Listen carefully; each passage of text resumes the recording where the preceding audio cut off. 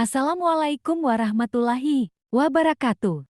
Kami dari kelompok 1, Zidan Nabil Ramadan, lalu Ferdian, Muhammad Rifki, Zulkarnain Harisma, Am Johari, Liza Lia. Perang Lombok. Pada akhir abad ke-19, kedaulatan politik Kerajaan Mataram yang terletak di Pulau Lombok berakhir. Kedaulatan itu runtuh akibat campur tangan Belanda dalam Perang Lombok yang berlangsung antara 1891 sampai 1894. Perang ini berawal dari sebuah pemberontakan masyarakat Sasak dari Desa Peraya terhadap Kerajaan Mataram. Masyarakat Sasak nekat memberontak karena ketidakpuasan mereka terhadap pola kebijakan politik yang diterapkan oleh Raja Mataram, yakni Anak Agung Made Karangasem. Namun karena terdesak, orang-orang Sasak meminta bantuan kepada Belanda, yang pada akhirnya justru menjadikan Bali dan Lombok terkolonialisasi secara penuh. Penyebab Perang Lombok. Desa Peraya secara geografis terletak paling dekat dengan wilayah kekuasaan Kerajaan Mataram di Lombok Barat, yang dikuasai oleh dinasti Karangasem dari Bali. Dulunya, masyarakat Sasak di Desa Peraya membantu dinasti Karangasem untuk menguasai Pulau Lombok. Atas jasanya itu, masyarakatnya dibebaskan dari upeti. Akan tetapi, mereka harus ikut perang apabila diminta oleh kerajaan pada masa Ratu Agung Gede Ngurah Karangasem. Kebijaksanaan bebas upeti itu berubah. Selain itu, Ratu Agung Gede Ngurah Karangasem juga mengangkat putranya, Anak Agung Made Karangasem, yang lahir dari seorang selir, sebagai pendampingnya. Pada 22 Juni 1891, Kerajaan Mataram mengeluarkan perintah bagi Desa Peraya untuk berperang membantu Kerajaan Karangasem, sekaligus menyediakan kebutuhan pangan para prajurit. Perintah tersebut tentu saja menimbulkan keresahan bagi suku Sasak. Terlebih lagi, Kerajaan Mataram kerap mengambil tindakan yang dipandang tidak adil dan sewenang-wenang.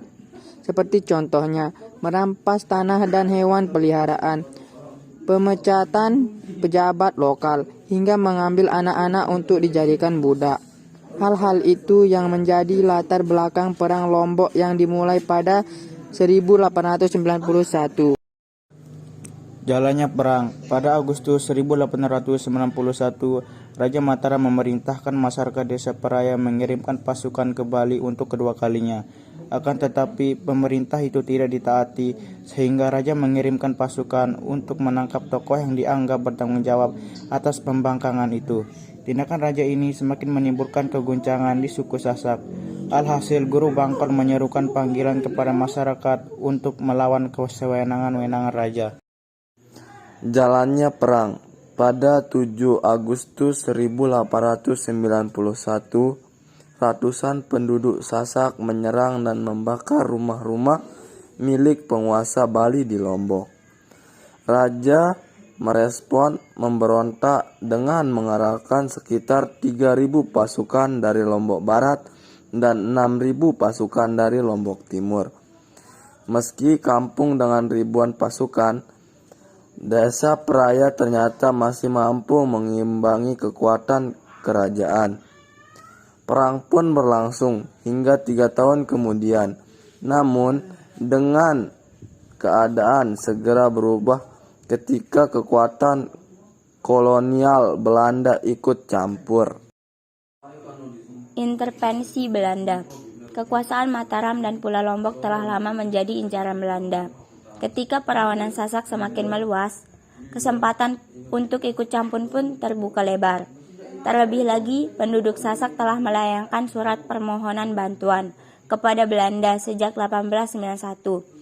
Pada 1892, Belanda mulai terlibat Perang Lombok dengan memblokade pasokan persenjataan untuk kerajaan. Namun, langkah ini ternyata tidak cukup untuk menghentikan Mataram. Belanda pun mulai menduga bahwa Kerajaan Mataram tidak lagi mengakui kekuasaannya, seperti yang tertuang dalam perjanjian mereka pada 1843. Berakhirnya Perang Lombok. Setelah bantuan mendarat di Lombok, komando pasukan Belanda merancang serbuan sebaik mungkin.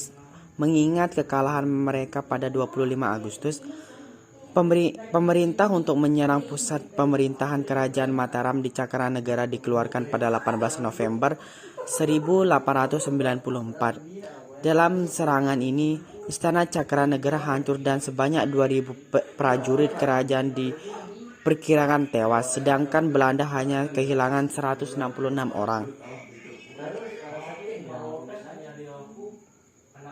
Puncak pertempuran berlangsung pada 22 November 1894 ketika pengikut setia raja melakukan puputan, yaitu pertempuran sampai mati. Setelah perang, Lombok menjadi bagian dari Hindia Belanda dan pemerintahannya dijalankan dari Bali. Selain itu, kekayaan Lombok yang terdiri atas ratusan kilo emas, ribuan kilo perak, dan karya sastra juga disita oleh Belanda.